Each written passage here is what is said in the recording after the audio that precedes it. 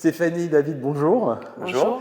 Merci de nous recevoir dans une jeune cave, on peut dire ça. Je vous ai découvert à travers la dégustation de Rasto que j'ai fait et à l'aveugle, donc je ne sais jamais vraiment ce que je goûte et j'enlève ma chaussette et je lis exactement la même chose que sur votre polo, David, Domaine la Buissonnade, et je me retourne, je dis je ne connais pas, et là on me dit non, c'est un couple, pas jeune, hein, mais même si voilà, fringant, qui viennent de s'installer. Vous venez de la coopération.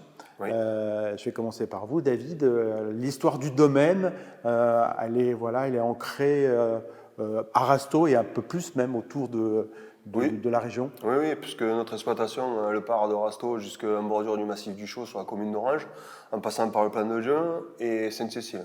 Voilà, des Côtes-du-Rhône, des IGP et du cru. Combien en Rasto 3 hectares et demi. 3 hectares et demi, voilà. Et 2 cuvées, et 2 terroirs isolés. Alors, comment on décide, après avoir travaillé longtemps, il y a une coopérative dynamique, importante à Rasto, qui est un espèce de ciment quand même, qui fait partie du cru, le cheminement d'imaginer, quitter et faire son propre vin. Chacun a sa propre histoire, la vôtre... Le déclic? Ouais, le déclic, c'est parti d'un petit dessin qu'on a fait en dessinant notre cave. Et puis on a demandé un permis, on a obtenu. Après, il y avait très très longtemps qu'on y pensait. Il fallait franchir le pas. Donc c'est parti comme ça, par la demande d'un permis de construire qui a été accepté. Et puis, on vous aurait refusé le permis et on ne serait pas là? Peut-être pas. Peut-être pas, parce que ça aurait été une barrière. Et du coup, comme voilà, tout s'était ouvert à ce qu'on puisse faire cette cave, on y est allé et puis on n'a pas eu peur. Et puis...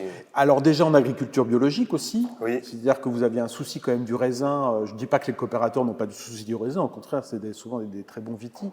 Mais là, vous aviez aussi passé un cap, qu'on est en bio, on a peut-être aussi envie de voir enfin peut-être son raisin dans une bouteille. Quand on a peu d'hectares en coopérative, on ne peut pas être vinifié à part. Vous n'étiez pas assez gros, on va dire, pour être isolé. Voilà. Donc en fait, l'agriculture biologique, c'est venu naturellement, parce que ça m'embêtait de travailler sans vraiment regarder la végétation, comment elle poussait, en mettant des produits de synthèse dessus. Et je critique pas, mais c'était, voilà, je mets un produit qui dure 14 jours, pendant 14 jours, je ne regarde plus mes vignes. Moi, ça ne m'intéressait pas, il fallait que je sois au contact de mes vignes. Quand je partais en vacances, ça me manquait, il fallait que j'aille les voir, il fallait que je surveille pour être tranquille, même si c'est qu'une heure par jour. Que je me repose après, mais il fallait que je sois vraiment en contact. Donc en fait, on a fait la démarche depuis très longtemps de passer en agriculture biologique et on ne s'était pas fait certifier. Oui. Et quand on a fait notre bouteille, tout le monde nous a dit quand même, ça fait des années que tu travailles en bio, maintenant tu peux le revendiquer quand même. Et donc en fait, on a fait la démarche de revendiquer la certification. La certification, oui. Alors Stéphanie, bon voilà, je ne vais pas refaire derrière l'homme il y a une femme, surtout derrière une femme il y a un homme maintenant. Non mais c'est une aventure de couple comme souvent, et vous êtes très complémentaires. Vous avez une expérience, on va dire, dans les bureaux, mais liée à la viticulture, dans un domaine. Est-ce que vous avez été un frein ou un moteur quand David et vous avez commencé à parler de l'aventure? Je pense plus un moteur. Parce qu'en fait, si on n'est pas tous les deux, on n'y va pas. Oui. Donc, tu sautes, on saute, c'était ça. Et en fait, c'était plus le fait que je l'accompagne, qu'il a conforté dans son choix d'aller jusqu'à la bouteille. Oui. Voilà. C'était un projet commun et il fallait qu'on le fasse ensemble. Alors, vous avez aussi des enfants, vous avez 2 filles, je crois. Ça aussi, dans la réflexion de la transmission, là je fais un peu de la théorie, mais j'imagine que ça doit aussi vous pousser à un moment donné, même si je crois que vous n'avez pas envie spécialement que vos enfants soient attachés à la propriété.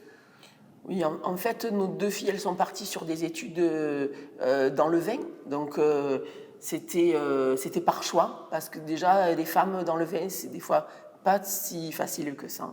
Et en fait, on leur a expliqué notre projet, on leur a dit, voilà, on va faire notre cave, ça peut être la vôtre aussi, mais vous n'êtes pas obligés. On ne les a pas chevillés en leur disant, voilà, vous êtes obligés de venir travailler avec nous. Donc, on a une fille qui fait ses propres expériences dans d'autres domaines, en tant qu'œnologue, et qui quand même a dans l'idée de nous rejoindre un peu plus tard. Voilà. Je crois qu'il y en a une qui est dans les vignes en ce moment, Voilà, et Exactement. qui a cassé le tracteur, Voilà, comme ça arrive à tout le Et monde. Camille, depuis qu'elle est toute petite, c'est le tracteur, c'est les vignes, c'est les terres, c'est ce qui lui plaît, quoi. Elle aime être dehors, elle aime être à l'air libre, travailler, même avec. Je ne vois pas de qui elle tient ça. Oui, Ouais. petite, quand on lui demandait, bon Camille, qu'est-ce que tu veux faire quand tu seras grande? Ben, je veux faire paysanne. Et alors elle rentrait dans un magasin de fleurs, chez un fleuriste, elle disait, oh, je crois que je vais faire paysanne fleuriste. Mais à chaque fois, il y avait paysanne en déterminant. Une grande carte de visite. Oui, c'est ça, paysanne fleuriste. David, on est dans l'outil de production, on va en parler 2 mots de ce rasto qui m'a touché, l'Envol, ça porte bien son nom, beaucoup de soyeux dans la texture. Je n'aime pas trop utiliser le mot de modernité parce que ça ne veut pas dire grand-chose, mais on va dire que si les gens ont une image du rasto un peu plombé par l'alcool et très dense en tanin, on n'est pas dans cette proposition-là. Vous allez chercher par un process du fruit d'abord, et puis le terroir, de toute manière, il est derrière naturellement. Ouais, donc déjà, on essaie de faire parler le terroir au maximum. Donc après, on fait une préfermentation à froid pour extraire un maximum de fruits. Après, on travaille sans sulfite sur les vendanges, donc qui nous apporte un peu. Ce qui libère quand même une matière. Voilà. C'est vrai que ce qui peut durcir aussi un peu rasso, c'est des fois l'usage un peu de soufre qui resserre un peu tout ça. Ouais, et puis après, c'est pendant le travail en vinif, la dégustation pour pas trop extraire des tanins qui sont trop durs. Donc, on essaye d'apporter ça tout le long de l'élevage de notre vin dans notre cave, quoi. Voilà. Et puis du bon béton. Du bon béton. J'aime ce matériel parce que c'est vrai qu'il va bien au grenache quand même. Ouais. 2 cuvées, donc 2 cuvées, on a... La cuvée Gustin, donc c'est le surnom de ma grand-mère, hein, puisque c'était ma grand-mère qui était vigneronne. Gustavine. Non, c'était Augusta. Augusta. Et on l'appelait Gusta. Et donc, on était les seuls petits-enfants à vouloir perdurer dans la... Oui, parce que ça sautait une génération. Ça sautait une génération. Et de tous les petits-enfants, on est 9. Il n'y a que nous qui avons souhaité faire continuer à entretenir le domaine familial. Oui. Donc, ma grand-mère m'a fait choisir. Elle m'a dit, écoute, prends cette parcelle en confidence. Et du coup, c'est pour ça qu'on a appelé Gustin. Et c'est Grenache, Mourvèdre et Vieux Carignan. Donc ce qui ramène aussi une belle acidité aussi, le Carignan. Une belle fraîcheur. Une belle fraîcheur voilà. sur les fins de bouche. Un élevage un peu différent entre les deux. Oui, donc pas d'élevage en demi-muit pour le Gustin.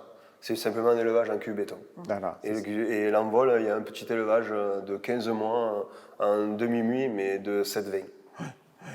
Et c'est marrant parce que Gustave, je me suis presque un peu... Enfin, si on m'avait demandé quelle est la cuvée un peu particulière, la cuvée générique, il y a une maturité dans Gustave, ces notes de poudre cacao qui résonnent assez fort quand même dans cette...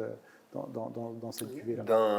On va parler de maturité, parce que dans le domaine, en fait, on n'a pas de réfractomètre, on ne rate jamais le degré. Il a été cassé au départ. Non, on n'en a jamais acheté. En fait. Donc, c'est tout à la dégustation. Tout à la dégustation, on croque le raisin. Tant que ça ne nous plaît pas, on décide, on vendange pas. Voilà. C'est le seul élément déclencheur de la vendange, c'est la dégustation des baies. Donc on déguste beaucoup, du coup. On déguste beaucoup et des fois, c'est assez étonnant. D'un jour à un autre, ça peut complètement changer. Ça y est, et là, on se dit, bon, allez, on y va, c'est maintenant. Parce que la veille, c'était pas le bon moment. Et le lendemain, il faut y aller maintenant, quoi. Alors, il faut se dépêcher. Voilà. Ouais. 2022, c'est en cuve. Ouais. Voilà, content. Très content parce que, en fait, la sécheresse... et donc, beaucoup de sorties de raisins, puisque la vigne s'était un petit peu reposée en 2021 à cause du gel. Donc, 14 juillet, avec mes 2 filles qui sortaient d'école, j'ai décidé d'aller vendanger en verre. Oui. Et donc, on a vendangé couper ces bébés raisins pour essayer de favoriser la concentrer. croissance de ceux qui restent. Et essayer de concentrer un petit peu pour pas diluer s'il y a trop de raisins. Donc c'était un travail qui était dur. Mes deux filles m'ont aidé et c'est rigolo parce que mon premier travail dans la vigne c'était de tomber des raisins et leur premier travail c'est de tomber des raisins. Ah oui, oui. Mais c'est un bon apprentissage. Hein, C'est un super apprentissage. Qu'ils puissent se rapprocher du cep, de le voir au moment justement de la sortie. Et du coup, on a sorti un super millésime. Moi, je trouve que c'est bien équilibré, c'est pas trop concentré, malgré une année très solaire, très chaude. C'est la bonne surprise de 2022, je crois. Oui. Ouais, tout à fait. On est content du résultat. Bon, on est ravis, nous, d'avoir découvert. Hein, c'est une découverte. J'espère que plein de consommateurs nous suivront. Et bonne continuation. Merci Merci. beaucoup. Merci. Merci.